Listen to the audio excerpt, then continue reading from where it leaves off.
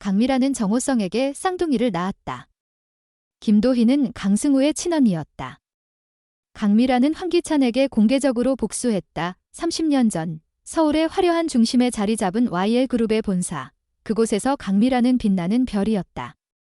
YL그룹 회장 강규철의 여동생으로 그녀는 고귀한 혈통과 세련된 미모를 겸비한 재벌가의 따님이었다. 하지만 그녀의 마음은 평범한 남자 정호성에게로 향했다. 정호성은 YL그룹의 말단 직원에 불과했다. 가난한 가정에서 자란 그는 성실함과 따뜻한 미소로 미란의 심장을 사로잡았다. 두 사람은 회사 구석진 복도에서, 점심시간의 작은 공원에서, 그리고 비가 내리는 저녁의 골목길에서 비밀스러운 사랑을 키워갔다. 그들의 사랑은 순수했지만 운명은 그들을 가혹하게 시험했다. 강규철은 여동생의 연애를 알게 되자 경로했다. 그런 하찮은 놈이 감히 우리 가문의 일원이 되려 해. 그는 정호성을 자신의 사무실로 불러냈다. 차가운 조명 아래 강규철의 눈빛은 얼음 같았다. 지금 미란과 헤어지지 않으면 너희 가족은 길바닥에 나앉게 될 거다. 어머니가 운영하는 그 작은 식당, 아버지가 다니는 공장, 전부 내 손바닥 안에 있어. 정호성은 분노로 주먹을 쥐었지만 가족을 지키기 위해 고개를 숙였다. 그는 미란을 사랑했지만 그녀를 잃는 것보다 그녀의 행복을 망치는 것이 더 두려웠다. 그날 밤 그는 미란에게 짧은 편지 한 장만 남기고 사라졌다. 미안해, 미란. 우린 운명이 아니야. 미란은 그의 배신에 무너졌다. 그녀는 오빠의 반대를 무릅쓰고 집을 나와 독립을 선언했지만 정호성의 갑작스러운 이별은 그녀의 모든 희망을 짓밟았다. 그러던 중 그녀는 자신이 임신했다는 사실을 알게 되었다. 정호성의 아이였다. 분노와 슬픔, 그리고 사랑이 뒤엉킨 감정 속에서 그녀는 아이들을 낳기로 결심했다. 병원에서 그녀는 쌍둥이를 낳았다. 아들과 딸, 두 아이는 미란의 새로운 희망이었다. 하지만 이 기쁨은 오래가지 못했다. 강규철은 이 아이들이 여동생의 인생을 망칠 거라 확신했다. 그는 미란을 병실로 찾아가 차갑게 말했다. 딸아이는 태어나자마자 호흡곤란으로 죽었어. 아들은 내가 데려가서 키울게. 넌 이제 자유야. 미란은 충격으로 말을 잃었다. 그녀는 딸의 얼굴조차 보지 못한 채 눈물을 삼켰다. 아들마저 오빠에게 빼앗겼다. 강규철은 아들을 자신의 아들로 등록하고 이름을 강승우라 지었다. 미란은 모든 것을 잃은 채 텅 빈 마음으로 30년을 살아갔다. 그러나 진실은 달랐다. 딸아이는 죽지 않았다. 강규철은 아이를 정호성의 누나 정윤희에게 맡겼다. 정윤희는 동생 오성이 사라진 상황에서 조카를 자신의 딸처럼 키웠다. 그녀는 아이에게 김도희라는 이름을 지어주었다.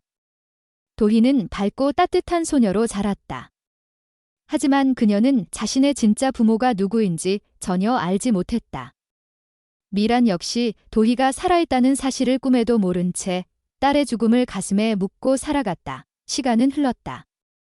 30년 후 운명은 잔혹한 장난을 준비했다. 김도희는 황기찬이라는 남자의 계략에 휘말렸다. 그는 도희를 교묘한 사고로 위장해 살해했다. 도희의 죽음은 세상의 단순한 불의의 사고로 알려졌다. 하지만 황기찬은 이 모든 것을 치밀하게 계획한 괴물이었다. 더욱 아이러니한 것은 도희의 어머니 강미란이 현재 황기찬과 동맹을 맺고 있다는 점이었다. 미란은 YL그룹의 고문으로서 황기찬의 사업을 돕고 있었다. 그녀는 그가 자신의 딸을 죽인 살인자라는 사실을 전혀 알지 못했다. 그러던 어느 날 미란과 정호성이 우연히 재회했다. 세월은 그들의 얼굴에 주름을 새겼지만 서로를 향한 감정은 여전히 복잡했다. 미란은 분노와 슬픔이 뒤섞인 눈빛으로 정호성을 바라보았다. 그녀는 더 이상 감정을 숨길 수 없었다. 오성 씨, 당신 아이를 낳았었어요. 쌍둥이였죠? 아들과 딸. 정호성은 충격에 휩싸였다. 그는 미란의 임신 사실을 전혀 몰랐다. 미란은 떨리는 목소리로 말을 이어갔다. 딸아이는 죽었어요. 호흡곤란으로. 그리고 아들은 오빠가 데려갔죠. 강승우, 그 아이가 우리 아들이에요. 정호성은 믿을 수 없었다. 그는 혼란과 죄책감에 휩싸여 집으로 돌아왔다. 누나 정윤희에게 이 이야기를 털어놓자 그녀의 얼굴은 창백해졌다. 정윤희는 더 이상 비밀을 감출 수 없었다. 그녀는 떨리는 손으로 오성의 어깨를 잡았다. 오성아. 김도희, 그 아이가 내 딸이야. 정호성은 순간 숨을 멈췄다. 도희가 자신의 딸이었다니. 그는 도희를 조카로만 알았다. 그녀의 웃음, 그녀의 따뜻한 말투, 그리고 그녀가 꿈꾸던 미래가 떠올랐다. 하지만 도희는 이미 이 세상에 없었다. 황기찬의 손에 의해 비극적으로 죽었다는 사실이 그를 무너뜨렸다. 정호성은 분노와 절망에 휩싸였다. 그는 도희의 죽음이 단순한 사고가 아니라는 직감을 느꼈다. 그리고 미란, 그녀가 황기찬과 동맹을 맺고 있다는 사실이 그를 더욱 괴롭혔다. 그는 더 이상 침묵할 수 없었다. 미란을 찾아간 그는 모든 진실을 밝혔다. 미란 씨, 도희가 우리 딸이었어요. 그리고 그 아이를 죽인 건 황기찬입니다. 미란은 충격으로 말을 잃었다. 그녀의 눈에서 눈물이 흘렀다.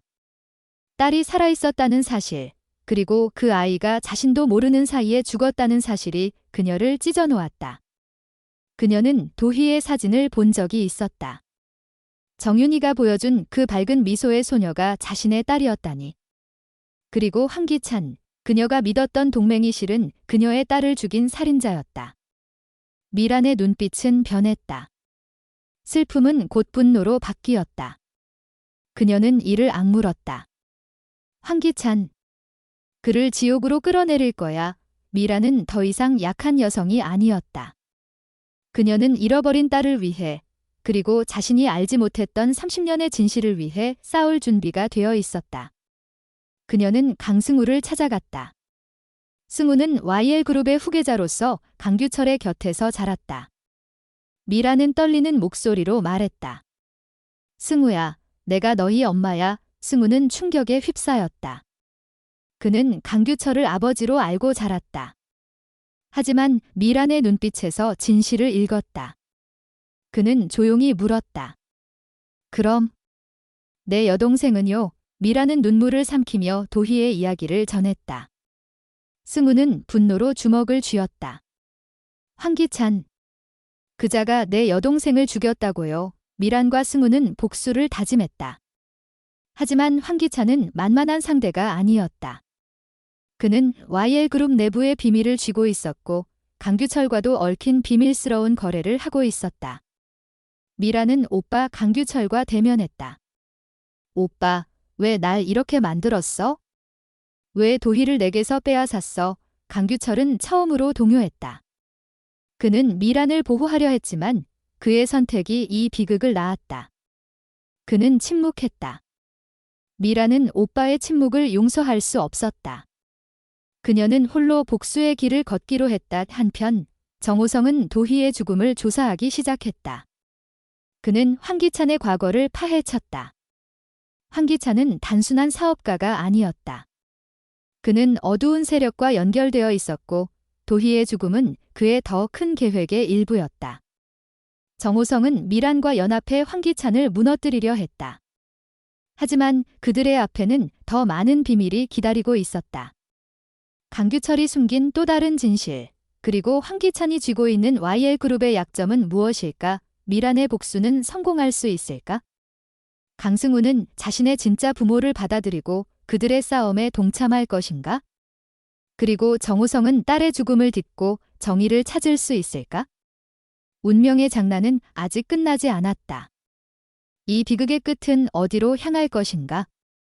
세월이 덮어버린 비밀들이 하나씩 드러나며 그들은 진실의 무게를 감당해야 한다. 강미라는 더 이상 과거의 그 연약한 여성이 아니었다. 그녀의 눈빛은 복수의 불길로 타올랐다. 딸 김도희의 죽음, 그리고 그 비극의 배후에 황기찬이 있다는 사실은 그녀의 심장을 찢어놓았다. 그녀는 YL그룹의 고문으로서 쌓아온 모든 권력과 인맥을 동원해 황기찬의 비밀을 파헤치기 시작했다. 하지만 황기찬은 단순한 악인이 아니었다. 그는 서울의 어두운 뒷골목부터 정치권의 고위층까지 얽힌 거대한 네트워크의 중심에 있었다. 미라는 그의 손이 닿지 않는 곳이 없다는 사실을 깨달았다. 그녀의 복수는 단순한 개인의 싸움이 아니라 거대한 권력 구조와의 전쟁이었다의 한편, 강승우는 충격 속에서 자신의 정체성을 재정의하고 있었다. YL그룹의 후계자로 자란 그는 강규철을 아버지로 믿으며 살아왔다. 하지만 미란의 고백, 그가 미란과 정호성의 아들이라는 사실은 그의 세계를 뒤흔들었다. 그는 미란을 찾아가 물었다. 왜 이제야 말씀하신 거예요? 30년 동안 어디 계셨어요? 미란은 눈물을 삼키며 대답했다. 승우야, 난 너를 잃었다고 생각했어? 오빠가 너를 데려갔고 난 아무것도 할 수 없었어. 승우는 그녀의 떨리는 손을 바라보았다. 그 순간 그는 미란의 고통을 이해했다. 하지만 그의 마음은 여전히 혼란스러웠다.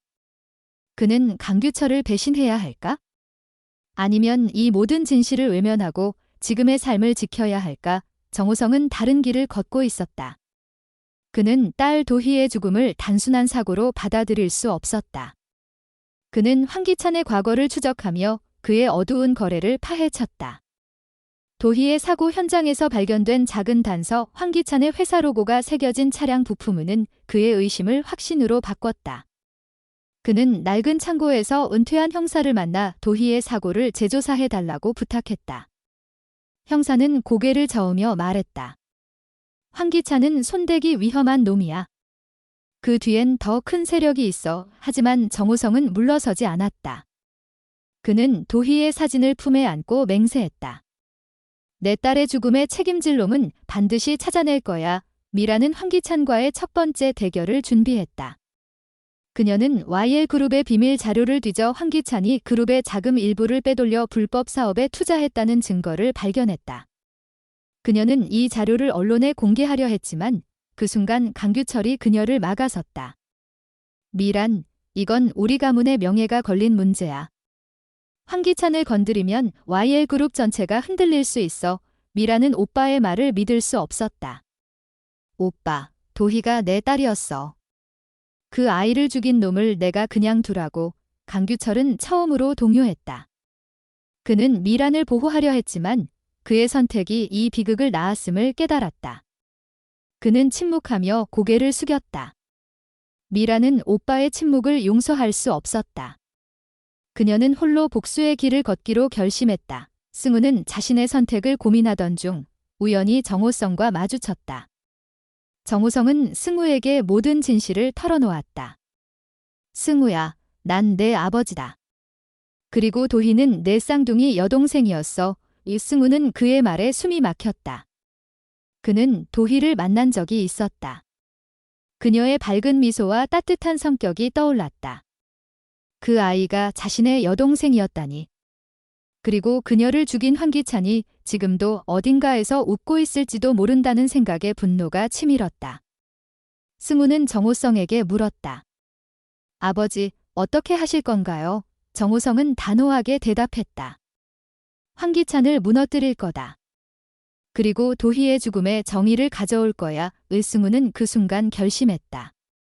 그는 미란과 정호성의 싸움에 동참하기로 했다. 미란, 승우, 정호성은 연합을 결성했다. 그들은 황기찬의 약점을 찾기 위해 그의 주변 인물들을 조사했다. 그 과정에서 그들은 충격적인 사실을 발견했다. 황기찬은 강규철과 비밀스러운 거래를 하고 있었다. 강규철은 YL그룹의 불법 자금 세탁을 황기찬에게 맡겼고 그 대가로 황기찬은 그룹의 비밀을 쥐고 있었다. 미라는 오빠가 이토록 깊이 부패에 얽혀 있다는 사실에 배신감을 느꼈다. 그녀는 강규철을 찾아가 따졌다. 오빠, 도희의 죽음에도 책임이 있는 거야? 대체 어디까지 더러운 거래를 한 거야? 강규철은 처음으로 미란에게 무릎을 꿇었다. 미란, 난 너를 지키려 했어. 하지만 모든 게 잘못됐어. 그의 눈에는 후회가 가득했다. 하지만 미라는 용서할 수 없었다. 그녀는 오빠에게 등을 돌렸다. 황기찬은 이 모든 움직임을 감지하고 있었다. 그는 미란과 정호성이 자신을 노린다는 사실을 알았다. 그는 그들을 먼저 제거하기로 결심했다. 그는 자신의 부하들에게 미란의 집을 감시하라고 지시했고 정호성의 낡은 사무실에 불을 지르라고 명령했다. 하지만 승우가 이를 눈치채고 정호성을 구해냈다. 불길 속에서 정호성은 승우의 손을 잡으며 말했다. 고맙다, 아들아. 그 순간 두 사람 사이의 거리는 좁혀졌다. 승우는 비로소 정호성을 아버지로 받아들였다. 미라는 마지막 카드를 꺼냈다. 그녀는 황기찬의 불법 거래를 폭로하기 위해 언론과 접촉했다. 하지만 황기찬은 한 발 앞섰다. 그는 미란을 함정에 빠뜨리기 위해 가짜 증거를 만들어 그녀를 횡령 혐의로 고소했다. 미란은 갑작스러운 체포에 당황했지만 그녀의 눈빛은 여전히 꺾이지 않았다. 감옥에서 그녀는 승우와 정호성에게 메시지를 전했다. 내가 무너져도 너희는 계속 싸워. 황기찬을 끝장내 이승우와 정호성은 미란을 구하기 위해 필사적으로 움직였다. 그들은 황기찬의 비밀 창고에서 결정적인 증거 도희의 사고를 조작한 문서와 그의 불법 거래 기록을 찾아냈다. 하지만 그들을 기다리고 있던 것은 황기찬의 부하들이었다. 치열한 싸움 끝에 승우는 부상을 입었지만 정호성은 증거를 손에 쥐고 탈출했다. 그는 피투성이가 된 채 언론사로 달려갔다.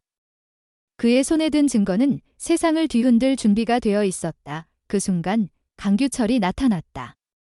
그는 마지막으로 자신의 잘못을 바로잡고 싶었다. 그는 황기찬과의 모든 거래를 공개하며 미란의 혐의를 벗겨냈다. 미란은 석방되었고 황기찬은 체포되었다. 하지만 그는 마지막까지 웃고 있었다. 이게 끝이라고 생각하나? 내가 무너져도 내 뒤엔 더 큰 놈들이 있어. 그의 말은 미란과 정호성, 승우의 가슴에 불안한 그림자를 드리웠다. 황기찬의 체포로 도희의 죽음에 정의가 이루어진 듯 보였다. 하지만 미란은 알았다. 이 싸움은 아직 끝나지 않았다. 강규철의 배신, YL그룹의 비밀, 그리고 황기찬의 뒤에 숨은 더 큰 세력. 그녀는 승우와 정호성을 바라보며 말했다. 우린 이제 가족이야. 그리고 가족은 서로를 지켜. 승우는 고개를 끄덕였다. 정호성은 도희의 사진을 가슴에 품으며 맹세했다. 도희야, 아빠가 널 위해 끝까지 싸울게. 운명은 그들을 어디로 이끌 것인가? 황기찬의 말대로 더 큰 적이 그들을 기다리고 있는 걸까? 미라는 복수의 끝에서 진정한 평화를 찾을 수 있을까? 그리고 승우와 정호성은 이 비극을 딛고 새로운 가족의 의미를 만들어갈 수 있을까? 세월이 덮은 비밀들은 이제 막 드러나기 시작했다. 이 싸움의 진정한 결말은 아직 멀었다.